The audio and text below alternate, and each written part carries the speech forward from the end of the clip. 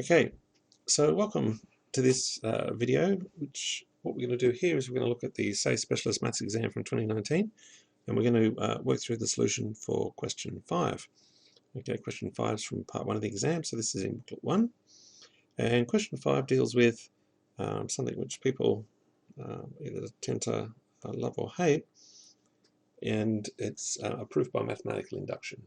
Okay, so mathematical induction is a method of proof where you go through a number of steps and you're able to prove generally a result that involves some sort of sum and or some sort of relationship between two terms that depends on an index. In this case, what we have to prove is that 4 plus 4 squared plus 4 cubed plus everything up to 4 to the n, so all the powers of 4 up to from power 1 to power n, we want to show that that's equal to 4 over 3, all multiplied by 4 to the power of n minus 1.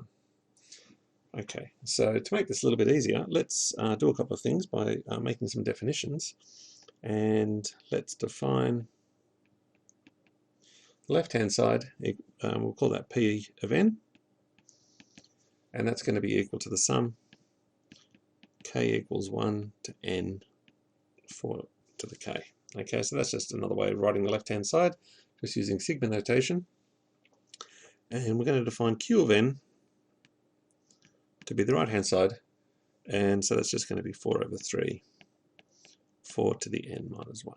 Okay, and what we need to show in effect is that p of n equals q of n for all positive integers n. Okay, so the way that we do this with mathematical induction is the first thing we want to show is we want to show that it's true for at least one value of n, and the value we're going to choose is the first value of n, and then if we can show it's true for the first value of n, and then we can show if it's true for n, it's also true for n plus 1, we can go on and argue that it's going to be true for all positive n's. Okay, so what we're going to do is say for n equals 1, then p of 1 is just one thing, it's just 4. Okay, so the sum k goes from 1 to 1 of 4 to the k, so that's just 4 to the 1, which is 4. And q for 1 is equal to 4 over 3, 4 to the 1, which is just 4 minus 1, and that's equal to 3. That cancels with the 3 and gives us 4. Okay, so we've shown the first step, which is that p of 1 equals q of 1. Okay, so that's step 1. Step 2 now, we're going to assume p of n equals q of n. And what we want to show is that Pn plus 1 is equal to Q of n plus 1. And so it's usually best to work with the sum for this because it's easy to pull apart. And so Pn plus 1, that's going to equal P of n plus 4 to the n plus 1. Okay, because all I've done is I've taken the last term off the sum and written it out separately, and then what's left in the sum is just the previous term, P of n. And because we're assuming P of n equals Q of n, we can write this as Q of n plus 4 to the n plus 1. And remember, Q of n is 4 over 3, 4 to the n minus 1, plus 4 to the n plus 1. Okay, and if we do some manipulation on this, like multiplying the 4 inside, we end up with 1/3 4 to the n plus 1 minus 4, plus, I've got an errant parenthesis there, but let me get rid of this. This parenthesis here is not really necessary, it doesn't have a matching left parenthesis.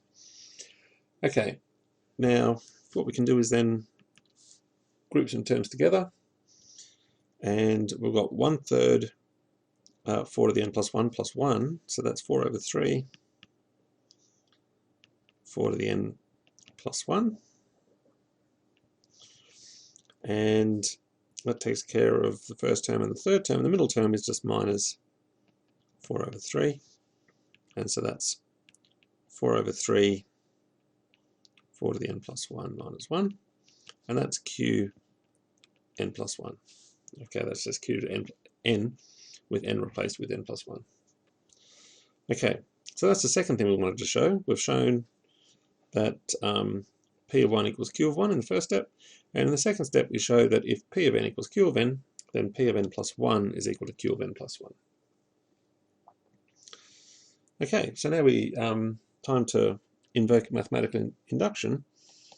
So we can say what we just showed was if P of n equals Q of n, then P of n plus 1 is equal to Q of n plus 1.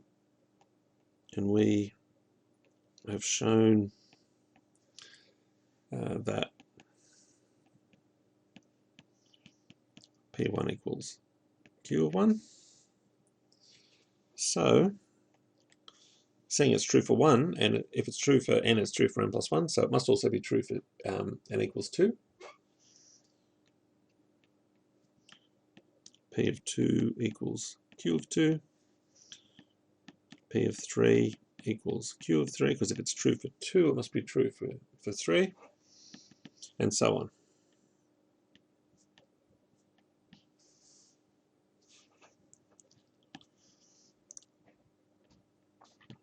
So by mathematical induction,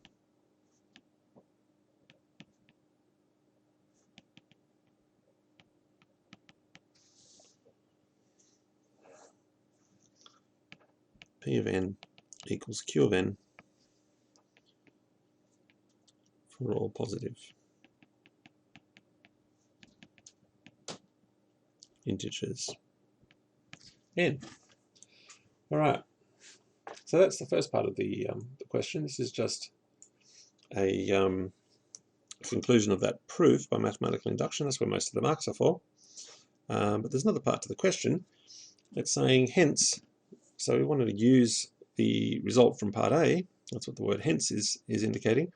We want to show that 3 plus 15 plus 63 plus dot dot dot plus 16,777,512 is equal to 22,369,608. Okay, and so what we're going to just note is what these numbers on the left-hand side are. So 3 is equal to 4 minus 1. 15 is equal to 16 minus 1, which is 4 squared minus 1. 63 is 64 minus 1, which is 4 cubed minus 1. And so on. And that last number, 16,777,215, turns out that's 4 to the 12 minus 1. Okay, you can add 1 to it. Take logs, divide by the log of 4, and you'll find that you get 12. So it's 4 to the 12. And so the number with 1 taken off is 4 to the 12 minus 1. Okay, so the left-hand side of what we want to show here is the sum n equals 1 to 12 of 4 to the n minus 1. And we can break that up into two sums, because the addition is linear operator, so we can pull these sigmas as two separate sigmas. N equals 1 to 12 of 4 to the n, okay, which is p to the 12, minus the sum n equals 1 to 12 of just the number 1. Okay, and because that's p of n on the left-hand side of p of 12, that's the same as q of 12. So we're going to write down q of 12, which is 4 over 3, 4 to the 12 minus 1. And the right-hand side is, we're just summing up 12 ones, and so that's just 12. Okay, so the left-hand side is equal to 4 over 3, and then 4 to the 12 minus 1. Now, we already know what 4 to the 12 minus 1 is, because that's what we worked out, that number there, 16,777,215 is. Okay, so that's what goes in here.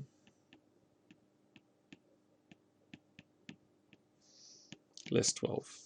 Okay, so we need to divide this by 3, multiply it by 4, and subtract 12.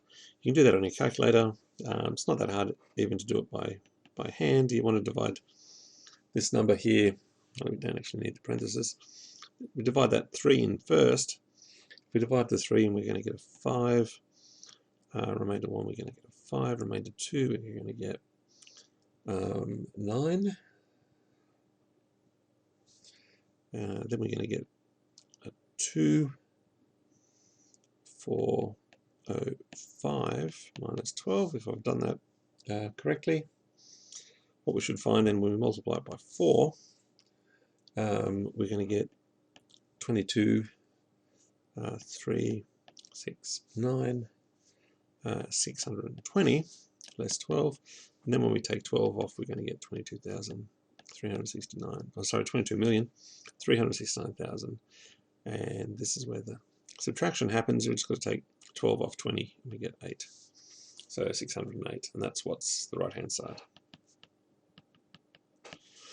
Okay, and so that's all we needed to do. As I said, those last couple of steps you probably could have done more quickly on a calculator, so I would recommend doing that if you are doing it in a exam condition where you're trying to maximize your number of questions that you're answering in a limited number of time. You can see even if you don't have a calculator or your battery runs out or something like that, it's actually fairly straightforward to calculate that by hand as well. All right, so that's the end of question 5. And so that's the end of this video. If you like the video, don't forget to click the like button. And if you want to know about new videos coming into the channel, you can subscribe. And if you've got any questions about any of the points made in this video, then please put a comment down below. Okay, thanks very much.